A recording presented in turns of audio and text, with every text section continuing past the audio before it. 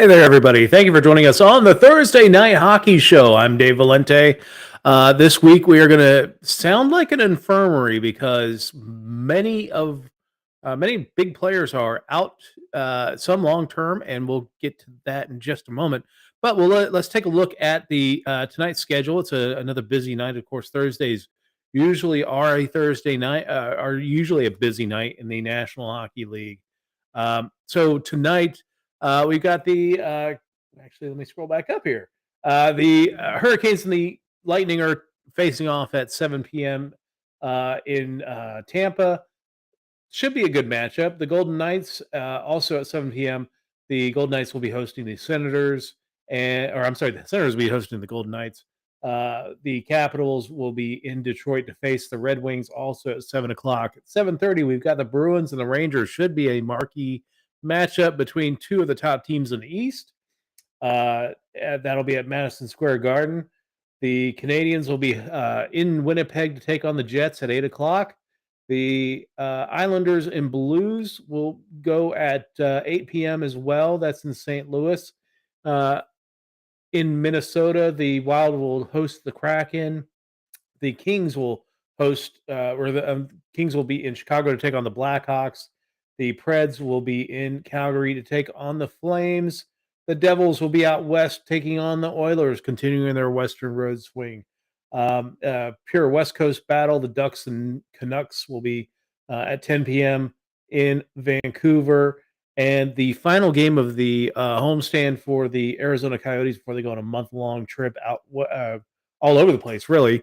They'll be hosting the Stars. And we'll talk about the new arena for the Arizona Coyotes here in a little bit. And then the final game of the night, starting at 10:30, the Sharks will be hosting the Panthers. Panthers are they're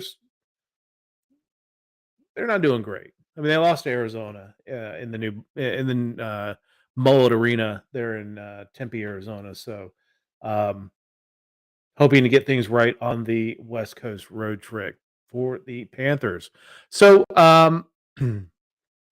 let me drop that out. All right. So, like I said, there's a lot of injury news going on out in the world of hockey, and let's talk about the injury report because you're going to be surprised at how many players are on the injured reserve for the for many teams. So it's almost easier to say who's not injured in the NHL right now. Victor Hedman, uh, one of the best defensemen in the NHL, is day to day with an upper body injury. Didn't play in Tampa's last game. I'm not sure if he's slated to start tonight or not. But so Victor Hedman's out. In Chicago, Alex Stalock, the goaltender, was pulled from last game. He was crashed into by Casey Cizikas of the Islanders. Um, Stalock stayed down for a while. My guess is some kind of concussion of some sort. Cizikas was assessed a 5-minute major and a game misconduct for that play. I don't know if he's going to get any supplemental discipline for that or not. I have not heard anything. But Stalock's down. They also lost Peter Mrazek early in the season to a groin injury. So they're going with their third string goaltender. They'll probably bring up some guy from the AHL. But Arvid Soderblom is the new starting goaltender for the Chicago Blackhawks until they can get either Mrazek or Stalock back. Other goalie injury news. Jeremy Swayman is out for an undetermined amount of time after hurting his knee in the comeback win against the Pittsburgh Penguins. On Tuesday, he was playing in relief of Linus Olmark, who had given up 5. The Bruins had started their comeback under Swayman. He was injured when Patrice Bergeron went crashing into the net, and his feet kicked the knee of Alex Stalock.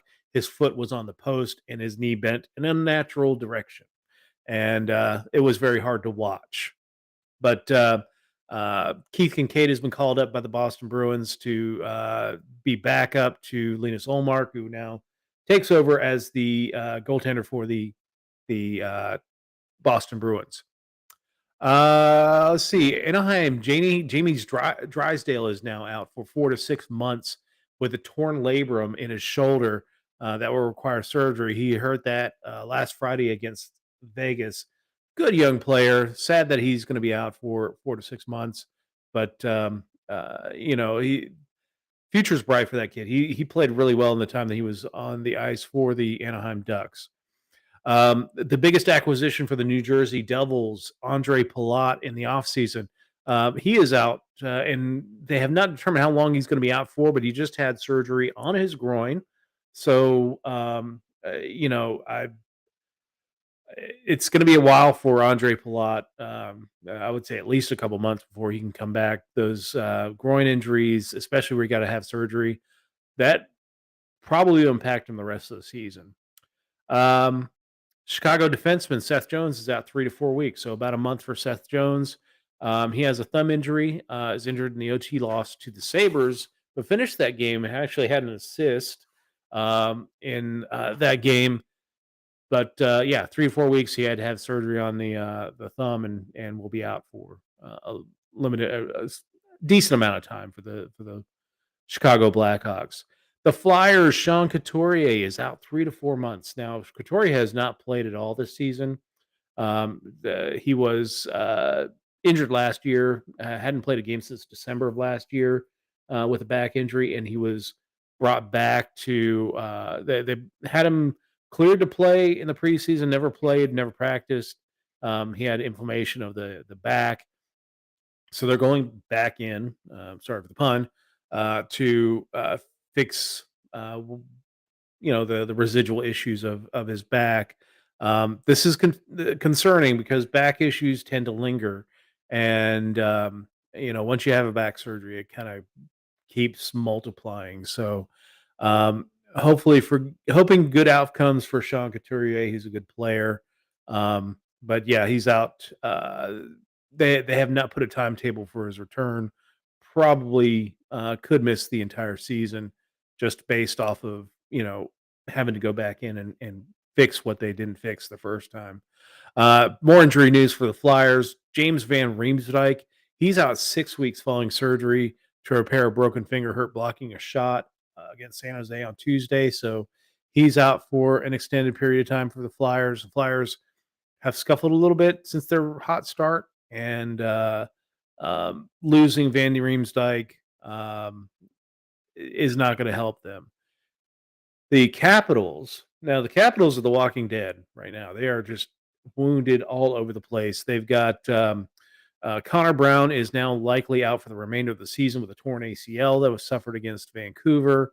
He looks like he just underwent surgery for that, so he is out for the remainder of the season unless he pulls a Brad Marchand and comes back super quickly. TJ Oshie for the Capitals. He is out for an undetermined amount of time. He's on IR, so at least 7 days for a lower body injury. He was hurt Saturday against Nashville. And the sad thing is that wasn't the only injury, and another big injury in Nashville.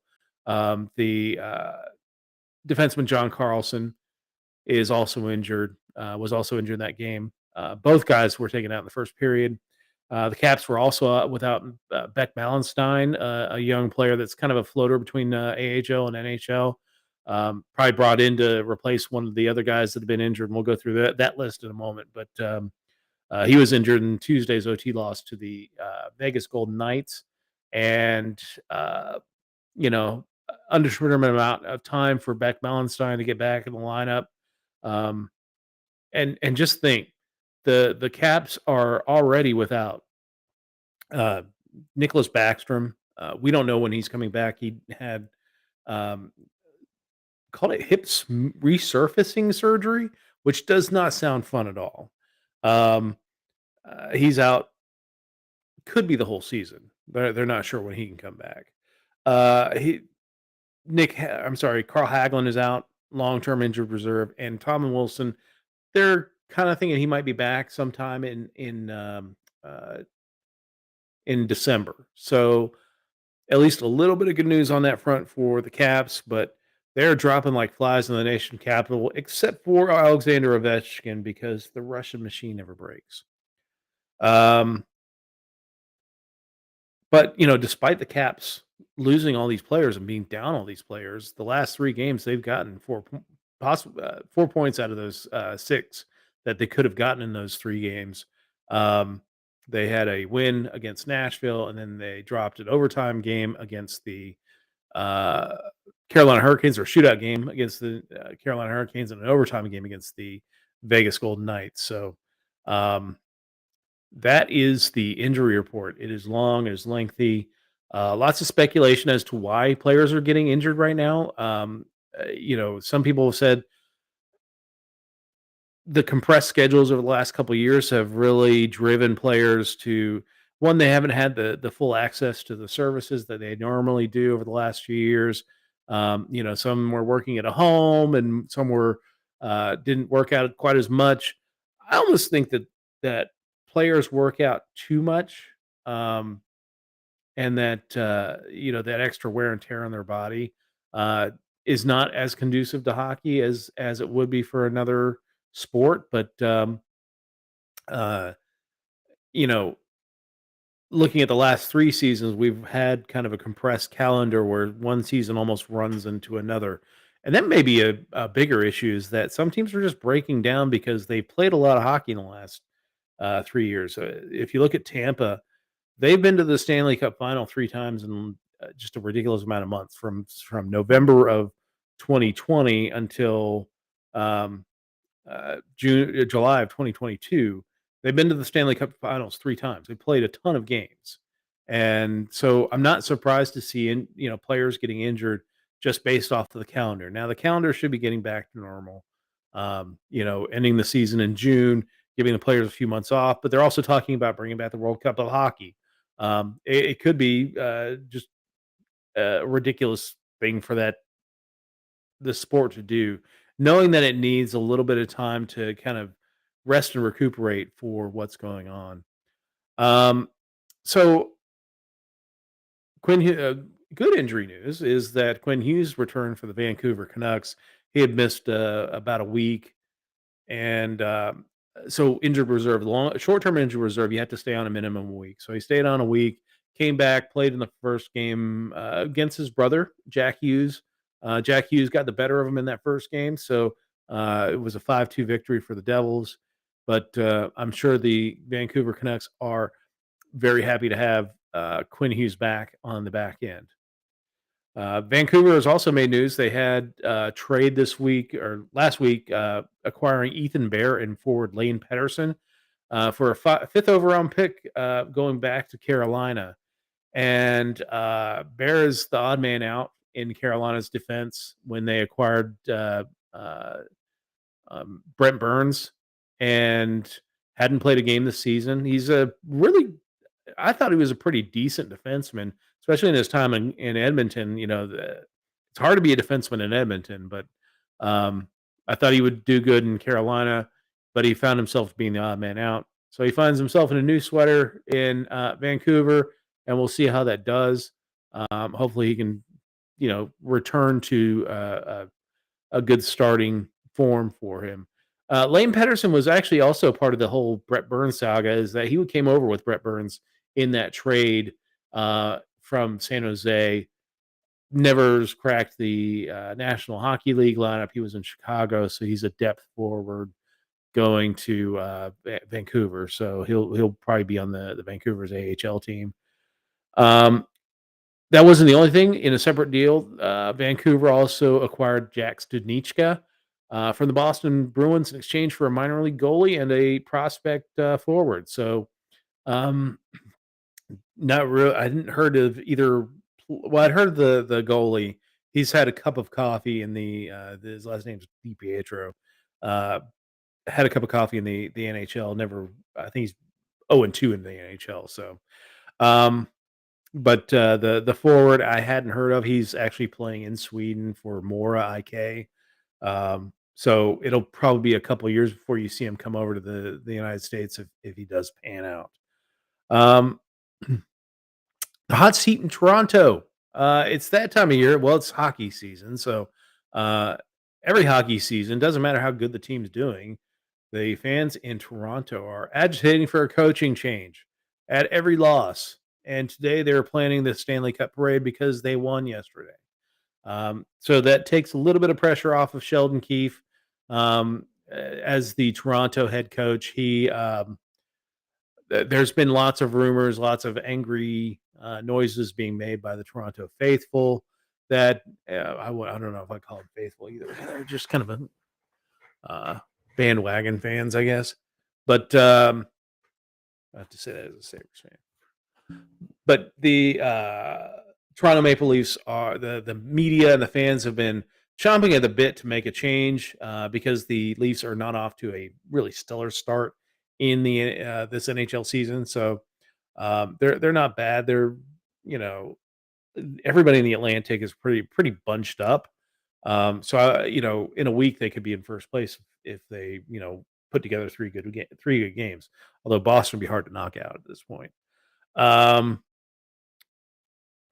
but yeah, so the big name that everyone is talking about that the Caps or the Leafs should get is former Capitals, former Islanders head coach Barry Trotz, and I've got a feeling that if it's not Toronto, some big name team that that thinks that they should be in the playoffs, that has gotten off to a struggle, is gonna make that panic decision to, pull, get a Barry Trotz behind the bench. Um, could that be Pittsburgh? Could that be Toronto? Could it be St. Louis? There's a few teams that have had some good run of success in the last few years, but have fallen on hard times early in the season. I think it's a little too early for any team to smash that panic button, but of those teams, of those cities, Toronto is the most likely to just smash away at that panic button. So, um, we'll see what happens with Toronto. Again, they had a great game from Johnny Tavares the other last night, hat trick for him, and will it takes a little bit of pressure off of him. If Toronto can string together some wins, then this will probably all be forgotten, like the jersey toss last year when they got off to a slow start. So, uh, kudos to Arizona. They opened their brand new college specific arena. Well, actually, the college team had already opened the arena, but they had their first four games. Well, tonight is their fourth game against Dallas. But first four-game homestand. Yes, the locker rooms aren't what people would want. They're they're pretty barren at this point. They're building an auxiliary building for the locker rooms to have nice NHL standard locker rooms, and we'll see if the um, how those work out. But uh, I loved how they leaned into the name of the arena, Mullet Arena. They gave fans these headbands with the mullets on the back. It was pretty cool. And absolute kudos for them keeping a college section in that arena because that is just going to feed the energy of that entire arena. A crazy college section is just going to really amp up the energy in Glendale or not Glendale in Tempe, and um, I like it. I'm a fan of it. I'm looking forward to seeing the the reverse retro jersey debut for Arizona with the orange on it, the nod to the Sun Devils, and but uh, good job for them. I know it's tough circumstances with all of what's going on, and but yeah, look forward to seeing more games there in Arizona. And tomorrow, the NHL Global Series continues. They'll be in Finland this time in Tampere, um, playing Colorado versus Columbus. Colorado's off to a little bit of a slower start than their fans probably like. They're around 500 at this point. I'm not going to worry too much about the Colorado Avalanche. They did lose a lot over the offseason, primarily that entire second line. Are they as good as they were last year? No, absolutely not. But we'll see what happens coming towards the trade deadline. I fully expect Colorado to be there in the thick of things or turn it on and be in first place in the Central um, as we get closer to the trade deadline. Columbus, they're not good. Not good at all. They're tied for last in points in the NHL with only 6 points on the season, and nothing's really meshing for them. Their goaltending is awful. They're not getting scoring. Johnny Gaudreau is a quality acquisition, but he just doesn't have enough around him to make that acquisition worthwhile. So, um, we'll this should be it's nice to have afternoon hockey tomorrow, so I'm always a proponent for afternoon hockey, especially on a Friday. Hey, can't beat it. So let me share my screen. We'll talk and for those of you on TikTok, I share my screen on my main broadcast channel, which is on YouTube. So if you want to come over to YouTube, feel free to give it a like, share, subscribe. What it does is help boost our reach. Or if you're on TikTok and you're watching, tap the screen, get some likes going because what that does is actually boost the algorithms to get this in front of more people and let people see this. I hope I'm entertaining you. Um, but yeah. Anyway, go back to the standings in the NHL. Yeah, there we go. All right. So let's talk about our hot and not teams of each division. We're going to start off in the Metro. As you can see, leading the Metro, surprisingly, is the New Jersey Devils. Uh, First couple of games of the season, they really did not look good at all.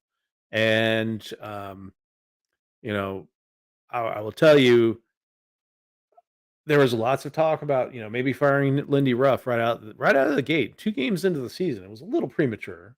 And since then, they've gone 7-1.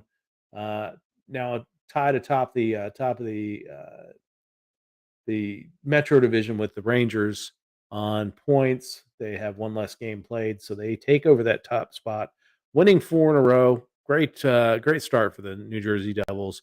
After a tough first 2 games, they're getting contributions from their young kids, Nico Heischer and Jesper Brad and Jack Hughes. My player of the week in this division is Jesper Bratt. Again, this is the second week in a row. He's up to 16 points in 10 games. Um, he's just loading it up for the New Jersey Devils, and it's not so much goal scoring. He only has 4 goals on the season. He's that straw that's stirring the drink there in New Jersey as far as the offense goes, distributing to Heischer and Jack Hughes, Dalton Mercer. So even Douglas Hamilton, because I hate that damn name. But um, the Devils maybe a little bit ahead of schedule. But again, this is a team that's been drafting very high for a while, and they should be developing. And we're seeing that happen with Hughes and Heischer, and so but Jesper Bratt, player of the week in the Metro. My cold team of the week in the Metro got to be Pittsburgh. They're winless in 6 games. They're blowing leads. Uh, I watched both games this week. The Boston game, they go up 5-2. They chase Linus Allmark out of the game, and almost immediately Boston pulls a goal back. Then they go on a goal binge in the third period, getting the game tied. Um, Jeremy Swayman, the Boston goalie, was knocked out of the game. They had to bring back the guy that led in 5 goals, and weren't able to get it done. They lost in overtime 6-5 to Boston. Then the next night they come into Buffalo. Yeah, it's a back-to-back situation. Um, they go up 3-1, 8 seconds into the third period. Beautiful stretch pass, although I think Gensel was offside on it. They just never looked at it. Um, but a beautiful, I mean, taped sauce pass over everybody, just a stretch pass over everybody, lands right on the tape of Jake Gensel. He goes in, scores. It's 3-1, and I'm thinking, okay, the Sabres going to wear one tonight. Not at all. The power play started clicking for the Sabres. Tage Thompson snaps in a goal. Then Victor Olofsson scores on the power play on a beautiful pass from Owen Power. Then you have Tage Thompson again setting up um, Alex Tuck for the eventual game winning goal. And, a couple of gutty empty net goals. Can't talk enough about the effort of Zemgus Girgensons on the first empty net goal last night. That was great play. Very happy about being a Buffalo Sabres fan this week, and I'll talk a little bit more about that when we get to the Sabres beat. But yeah, Pittsburgh is struggling because they can't hold a lead now. They started out the season 4-0, and everybody's talking about this ageless team that is just doing its thing. And it's not that they're hit by injuries. They seem to be. The big cogs are still there. Chad Ruhwedel got a little dinged up in the Boston game, didn't play in Buffalo, but that was because Chris Letang was back in the lineup after being dinged for a game. Sorry, he was sick for a game. Pittsburgh just maybe people taken that first 4 games, figured out what they're doing, and have addressed it, and Pittsburgh's now vulnerable. I don't know. Neither Tristan Jari or Casey DeSmith looked really good in the last couple of games. So um, it I will be interested to see what happens with Pittsburgh moving forward. Can they get out of their 6-game tailspin and move on to get back on track? Because if it wasn't for Columbus, they'd be in last place in the Metro. Um, let's go to the Atlantic Division. Scroll down here. They're not first, but they are first in my heart. Team of the week is my Buffalo Sabres. They're 3-0. Um, the thing with the they've won three straight. The thing with those wins is they've scored 11 third period goals. They're just piling in goals in the third period. When teams get tired, they're finding that extra gear, and they're able to get to that next level and turn games around. They were able to kind of put the foot on the neck of the Detroit Red Wings the other day. But then they were also able to come back against Chicago and Pittsburgh. So they're finding different ways to do it, whether it's to run away and hide from an opponent or to uh, overcome an early deficit. So and it's balanced scoring. They're the only team in the NHL right now that has three players that have scored 7 goals or more. Victor Olofsson is third in the league in goal scoring with 8 goals. Tage Thompson and I'm forgetting who else has got 7 goals. But Tage Thompson is on fire right now, and of course, my player of the week in the Atlantic Division is Tage Thompson. In 3 games, he's got 6 goals. Scored a couple goals against the Blackhawks to get the Sabres back in the game. Then he scored a hat trick against the Detroit Red Wings in that fantastic win.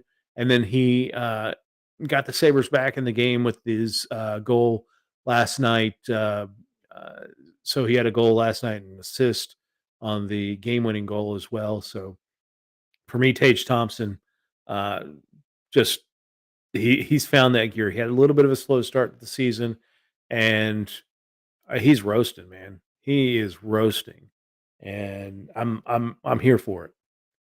My cold team in the Atlantic Division, it's hard because, like I said earlier, the Atlantic Division is pretty much bunched right now, except for Boston, who's kind of running away with it.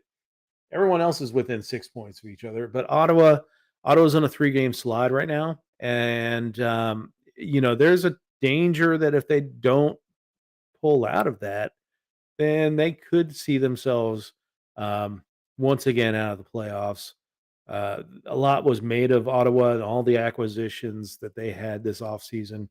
I cautioned during the first show of this year saying, don't don't buy into those teams that make a ton of acquisitions, because the problem with that is that it takes a while for that chemistry to build, and it could be an entire season before that chemistry builds.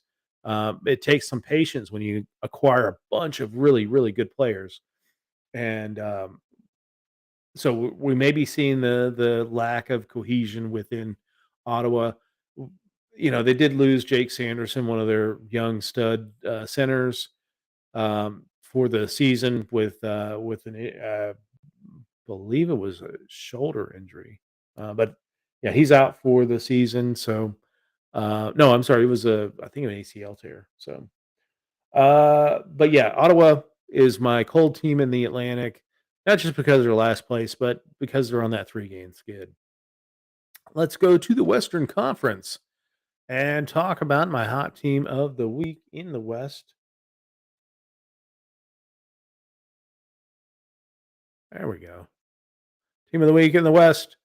It was hard to pick in this division because no team's really standing out except for Dallas because they've gotten really phenomenal goaltending.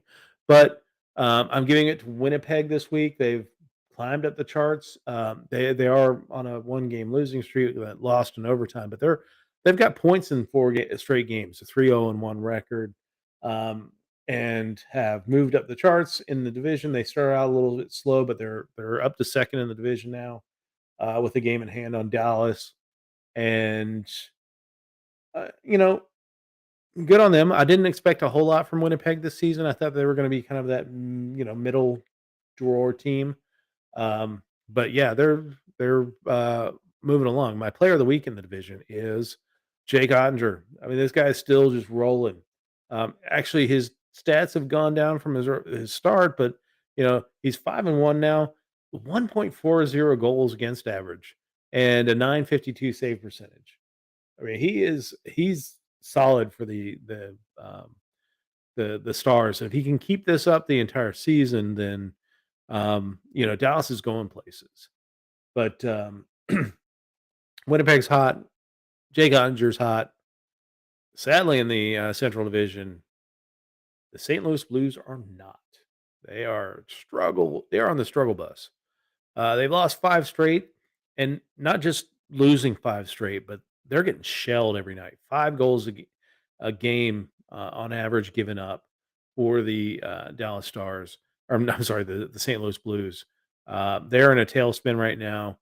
They're one of those teams that are getting rumbles about, do we replace the coach? Again, it's a little too early in the season. St. Louis overachieved to an extent last year. Um, but I do wonder about Jordan Binnington. I've never, I mean, Jordan Binnington had a good, solid playoffs, but he's consistent, and he needs to figure his game out because 5 goals a game given up, and that's not all in Binnington, but that's not a recipe for long term success um, for St. Louis. And he's managed to run out the other competition in town, Huso's in Detroit. Um, you know, who do they go to? Can they bring someone else in to right the ship? Um, all right, let's move to the Pacific Division. And this one's pretty easy. The team of the week in the Pacific Division was my team of the week last week, and that was Vegas because they're on a 5 game run now. And they're like last week, I noted that they have balanced scoring and they're getting great goaltending. Both Aiden Hill and Logan Thompson, are putting up terrific numbers for the Vegas Golden Knights. Um, and they can beat you so many different ways. And I might get hell for this, but as a Sabres fan, but it's good to see Jack Eichel succeeding, to see him driving this team right now because I don't know if you saw uh, s- he must have held the puck for about 30 seconds against Winnipeg in overtime, circling the net. Finally, snaps a wrister and beats Hellebuck, and then he wins he gets the shootout winner. Scored a goal against Washington. It's good to see him succeeding. He's had a tough road as far as health, getting his game back, and he's that guy we saw those flashes in Buffalo. He's talented, phenomenally talented. The key for Jack Eichel is remaining healthy. Um, he's had issues with health over the years, and not just the neck, but ankle injuries and things like that have kept him out long term. Can he remain healthy? But Vegas is rolling right now. They have got the second best points percentage in the league at 18, and they're flying. Any team that can keep ahead of Edmonton, they are flying. Speaking of Edmonton, my player of the week in the division got to be Connor McDavid. Every time I think this guy has reached his maximum level, um, he just raises it and raises it above another level, like 2 levels up. I think at some point during the season, he's just gonna turn into a beam of light and become our intergalactic overlord or something along those lines because Connor McDavid is a beast and he is scoring and right now he's on a 90 goal pace and a 90 assist pace for 180 points. We haven't seen those numbers since Gretzky and his prime in the mid 80s or mid to early to mid 80s with Edmonton dropping those kind of numbers. Does he remain selfish enough to do it? Because it does take a level of selfishness to pop 90 goals. Um, it'll be interesting to see. That would actually threaten Gretzky's 92 goal record. I never thought that that one would ever be challenged. Can Connor get 50 goals in 50 games? That's kind of the one of those nice benchmarks that a player has. I think he can. I mean, he's already at 11. We're 10 games into the season for the Edmonton Oilers. He's at 2.2 points a game, and that's just amazing. Fantastic job by Connor McDavid. For the cold team, nobody's really just awful. Vancouver still they're not winless anymore. They actually got a couple wins this week, but the fans are still booing. They're having all kinds of problems. Uh, Thanks for the comment, Heidi. Appreciate it. Yeah, definitely. They do have that first season swag that they've had for many years. You know it, that they haven't had in many years because when they came out of the gate, it didn't feel like you could beat Vegas, and right now it doesn't feel like you could beat Vegas. Last year, everyone thought that they could beat Vegas, and appreciate the comment. But yeah, so Vancouver, yeah, they've won a couple of games. They just look lost out there. They got Quinn Hughes back. They still dropped a game against New Jersey. Yeah, New Jersey's rolling. Can they get the ship righted by U.S. Thanksgiving? Now, the big thing with U.S. Thanksgiving in the world of hockey is that teams that are in playoff position when Thanksgiving rolls around tend to stay in playoff position, and those teams that are not, uh, they tend they're going to be the sellers at the trade deadline. And what happens? Can they keep it up? I don't know. Um, yeah, I don't think that Vancouver's dug themselves a pretty steep trench at this point, and they're not. I don't think they're playing well enough to justify thinking that they're going to be able to, move up the standings and be on that playoff position. So, and as they continue to struggle, the voices calling for changes in Vancouver are going to grow louder. Maybe not so much Bruce Boudreau, but trading guys like JT Miller and Elias Pettersson and players like that.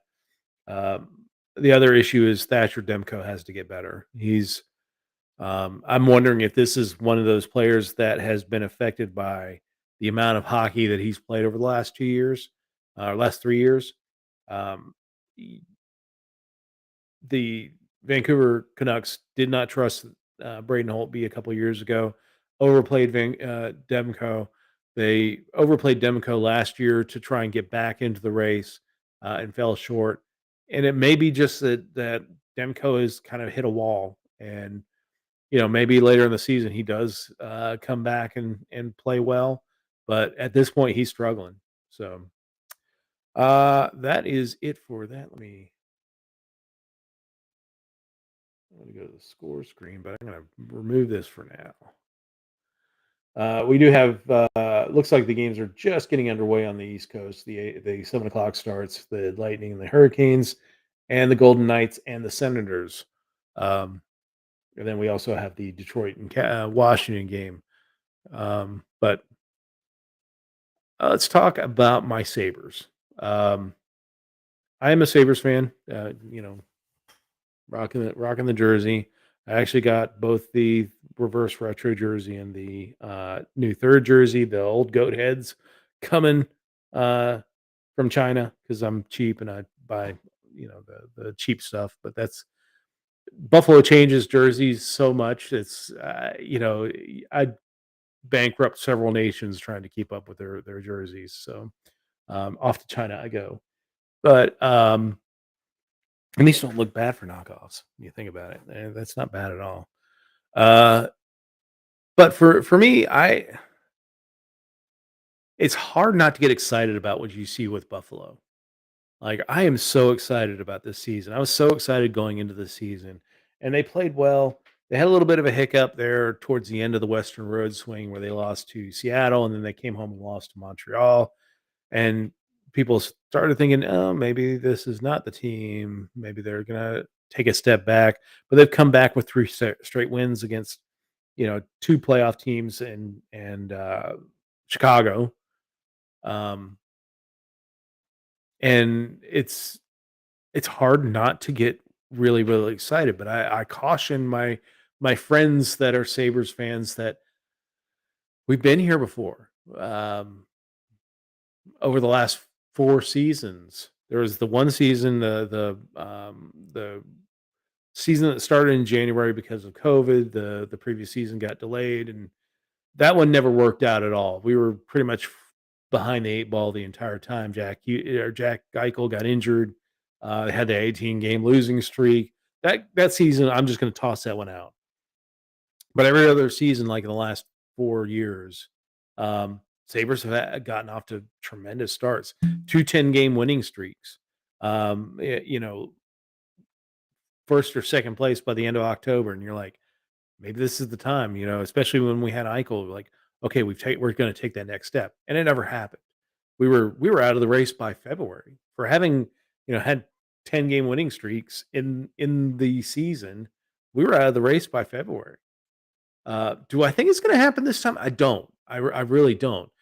Um, but we're going to have to get through November, and I'm not gonna feel good until we're, cruising into the new year in a playoff position, and we're seeing players maintain the level that they're playing at now. Tage Thompson still scoring in bunches, not Rasmus Dahlin being transcendent, Owen Power taking that next step, Jack Quinn taking that next step. JJ Peterka has already proven that he's ready for prime time. Um, but can he continue developing? I'm excited about JJ Peterkin. I really like him. I really like his game. But again, it's very hard to. I call it irrational exuberance. If any of you are, uh, you know, fans of economics, Alan Greenspan at one point cautioned about irrational exuberance and sent the market into a tailspin. Um, I don't want us to have irrational exuberance. Understand that this is fun. We're playing with house money right now. Most people said that the Sabres weren't going to make the playoffs this season. Um, a lot of people thought we were going to take that next step, but people are talking about Buffalo right now. But there are things that we need to be concerned about. Henrik Lundqvist last night in the broadcast talked about the number of odd man rushes that Buffalo gave up. And they do every game. They give up quite a few odd man rushes. Now I know that's a byproduct of their more aggressive play, but the with guys like Yogi Haru, Labushkin, and Samuelson out of the lineup for a while. Um, you've got young guys like Bryson and Pilot in the lineup. Bryson didn't look good on a couple of those odd man rushes that ended up in the back of our neck, or back of our net, and so cleaning up. If they can play better defensively, maybe limit one or two odd man rushes a game. Uh, be sure to play the guy on the wing rather than the puck carrier on a 2-on-1. That can clear up, and the Sabres can continue to have success. But let's let's you know it's hard, especially with the Bills winning too. There's a lot of good feelings in the city of Buffalo, and but you know just temper it a little bit. Let's see a little bit more of the season. Keep the pressure on the team to say, "Hey, keep delivering. Keep doing the good stuff." Because we don't want them to. I think what happened with the Seattle and Montreal games is everyone talked about Buffalo for a couple of days, Rasmus Dahlin start and all that stuff. Um, People were talking about Buffalo, and I think it got a little bit to their heads. And they lay a stinker in Seattle. Yeah, end of the road trip. That was a very successful road trip either way. But then they came back and just couldn't get it past Montembeau for the Canadians and dropped a 2-1 decision to Montreal. I think that kind of snapped them out of it. That's good. I'm glad they got that message early this year, and I don't think that they're gonna. I'm very hopeful about the playoffs at this point. just because that the way the team is constructed. Again, injuries can always factor in. Our goaltending remaining healthy is going to be huge. Um, but I love my Sabres. It's been a long 11 years, and I just want to see it over. Get to the playoffs. Get us to the playoffs. Get us home. Um, you see with Buffalo what happens getting the playoffs once.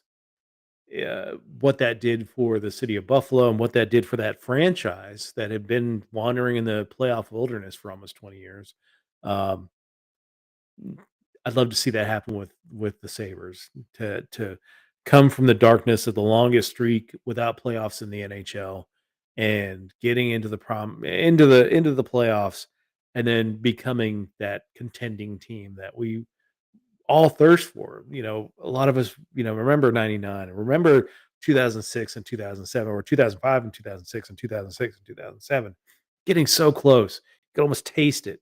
I think the Jay McKee injury in 2005, 2006 was uh, if he was healthy in that game, he would have been on the ice rather than Rory Fitzpatrick. Um, and got us past Carolina. And if we got past Carolina, we would have beaten Edmonton. We would have gotten a couple of defensemen back, and we would have beaten Edmonton that year. Um, just getting back to where you can dream about that Stanley Cup parade because you can't even think about it now. It just get me to the playoffs. That's all I ask this season, and then we can start piling on the expectations over the next few years as these young guys that are developing, and we're not even scratching the surface with some of the young guys like Matt Savoy, who have not even drawn into the pro lineup, getting into the lineup. So, um, final piece of news for the week: the 3 stars of the NHL for October were announced, and that was Connor McDavid. Of course, he had for the month of October 18 points. He got 4 points in his first game in November. So, 22 points now, but 18 points for October. David Pasternak for the Boston Bruins got 17 points. Great month for him. Really driving that machine up in Boston.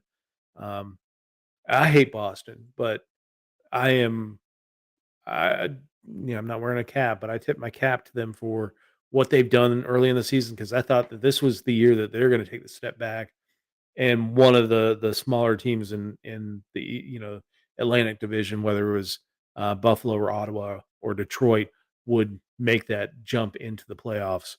But they're rolling, and hats off to David Pastrnak for being that guy, holding it together while they start getting pieces back. And Artemi Panarin, he is he's the bread man. He is delivering, and 16 points in the month of October. So those are your 3 stars for the month of October. And thanks for watching us this week. Let me take a look. Oh, we already got goals. Let me share the screen here.